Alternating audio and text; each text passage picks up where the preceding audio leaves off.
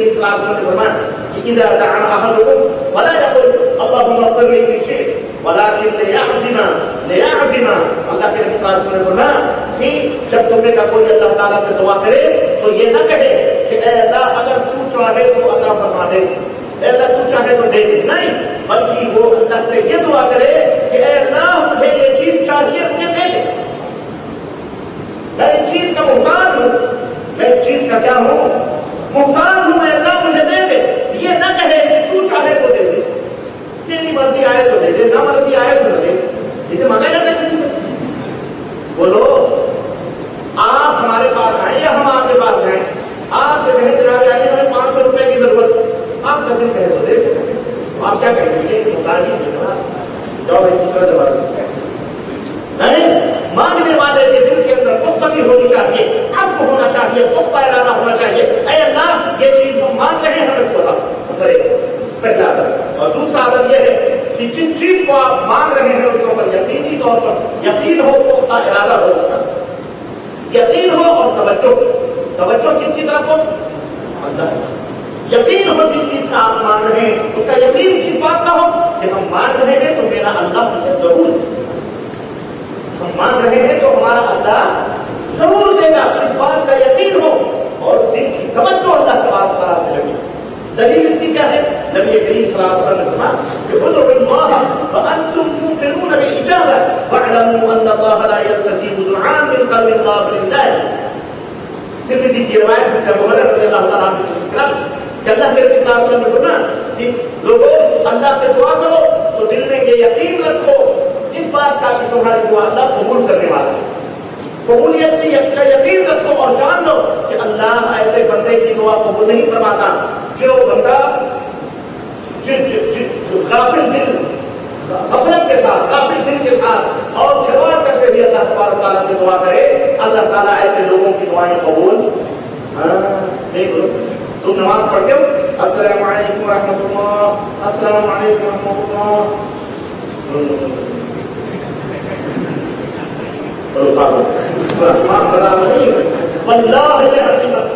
جو دعا مانگتے اوپر نیچے لگانے کہاں دیکھتے، والوں کو دیکھتے، تراویح میں دیکھو اور دیگر دھرم میں دیکھو، کہاں مہر کھڑے ہوئے ہیں، کھڑے ہوئے ہیں باب رحمت پر، کھڑے ہوئے ہیں مقام ابراہیم پر، کھڑے ہوئے ہیں خانے، اور نگاہیں چاروں طرف نہ جانے کس کو ڈھونڈ رہی ہیں اور کہاں ڈھونڈ رہی ہیں،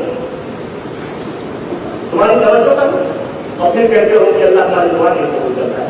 سنو اور پھر جب قبول نہیں ہوتی ہے تو شیطان کہتا چل کہاں، دریا کے پار چلو وہیں جہاں ہم تم پہلے ملے تھے، وہیں درگاہوں پر مزار، ہمارے اڈوں پہ آؤ۔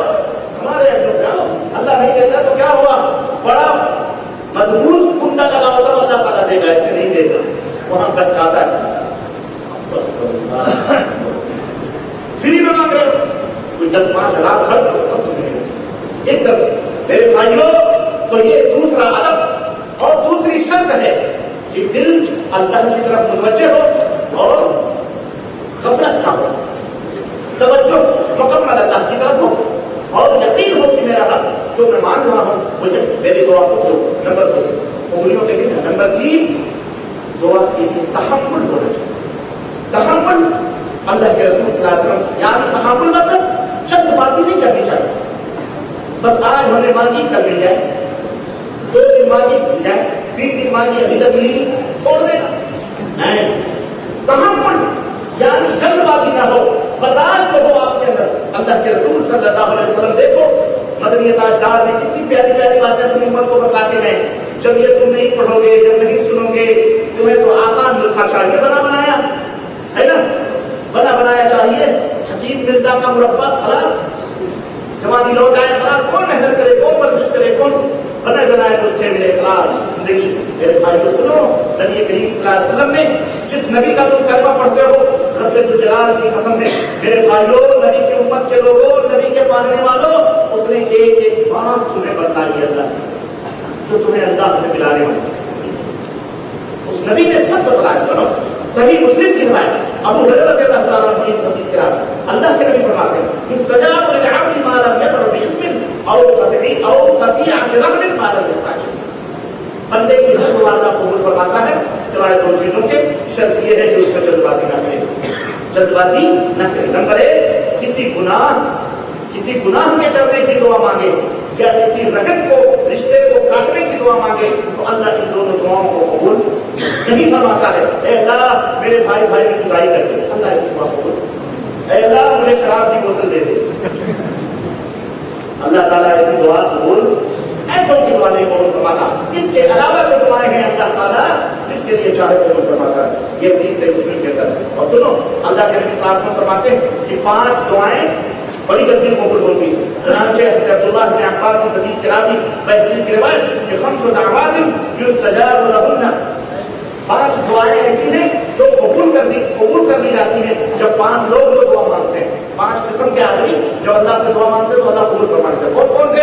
نمبر 1، دعوت المظلوم حتی ينتصر.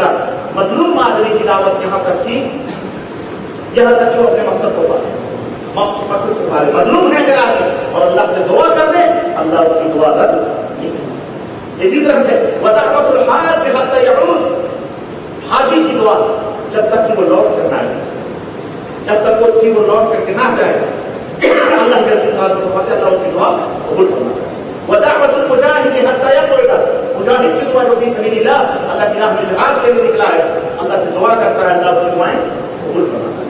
ودعوت المریض حتی یبرأ، اور مریض کی دعا، بیمار کی دعا، بسترے پر پڑا ہوا اللہ سے دعا مانگ رہا ہے، اللہ اس کی دعا کو قبول فرماتا ہے جب تک کہ وہ شفا یاب نہ ہو جائے.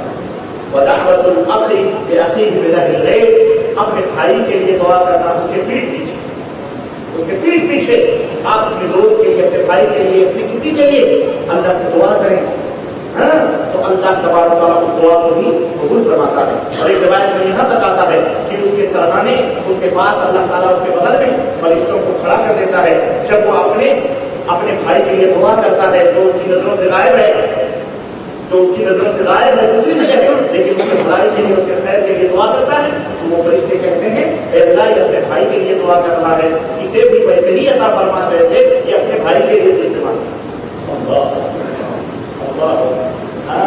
یہ کسی کے لیے بد دعا نہ کیا کرو، کسی کے لیے بد دعا نہ کیا کرو، سب کے لیے خیر کی دعائیں مانگا کرو. اللہ کے رسول صلی اللہ علیہ وسلم فرماتے ہیں ثم قال واسرع هذه الدعوات اجابه دعوه الاخ بظهر الغیب، اور اس میں سب سے جلد اللہ کے ہاں قبول ہونے والی دعا کون سی ہے؟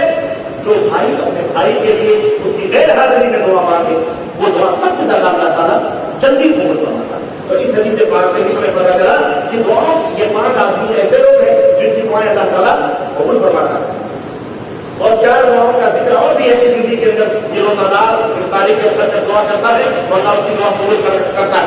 امام عادل، عدل و انصاف کرنے والا بادشاہ، اس کی بھی دعا اللہ قبول فرماتا ہے. والد یعنی باپ کی دعا بھی جلد سے جلد اللہ تبارک تعالیٰ قبول فرماتا ہے. اور اسی طرح سے مسافر، اس کی دعا بھی اللہ تبارک تعالیٰ جلد سے جلد قبول فرماتا ہے.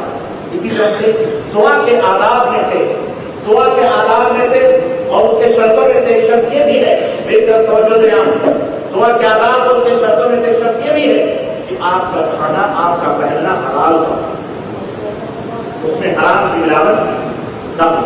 سنو، اکثر حرام خور لوگ جو ہوتے ہیں جب ان کی دعائیں قبول نہیں ہوتی، کیوں نہیں ہوتی؟ تب پھر یہاں وہ آ جاتے ہیں تو کہتے ہیں اللہ قبول ہی نہیں کر رہا ہے. کیوں؟ ہم خود گنہگار ہو، ٹھیک ہے تو حرام کاری تو چھوڑو، گناہ کیوں نہیں چھوڑتے؟ وہ چاہتے ہیں کہ گناہ بھی نہ چھوڑے اور ہماری دعا بھی اللہ قبول کر لے. تو بڑے بڑے وسیلوں کے پاس جاتے ہیں اور بڑے بڑے وسیلے تلاش کرتے ہیں. اللہ کے نبی صلی اللہ علیہ وسلم نے فرمایا کہ اللہ تبارک تعالیٰ نے قرآن میں ارشاد فرمایا یا ایھا الذین آمنوا کلوا من طیبات ما رزقناکم، اے ایمان والو حلال چیزیں کھاؤ، جو ہم نے روزیاں دی ہیں ان روزیوں میں حلال چیزیں کھاؤ. اس کے بعد نبی صلی اللہ علیہ وسلم نے فرمایا الرجل یطیل السفر اشعث اغبر یمد الیہ السماء یا رب فطعمه حرام مشربه حرام ولبسه حرام وغذي بالحرام فأنا استجاب لذلك. نبی کریم صلی اللہ علیہ وسلم سے بولا ہے کہ آدمی لمبا سفر کرتا ہے اور اپنے آپ کو گرد و غبار میں یعنی طویل سفر کرتا ہے، گرد و غبار میں اٹاتا ہے اور پھر آسمان کی طرف ہاتھ اٹھاتا ہے مسکین بن کر کے، اللہ میری دعا قبول فرما لے۔ اللہ کے نبی فرماتے ہیں اس کا کھانا بھی حرام کا، اس کا پینا بھی حرام کا، اس کا کپڑا بھی حرام کا، وہ جو جزا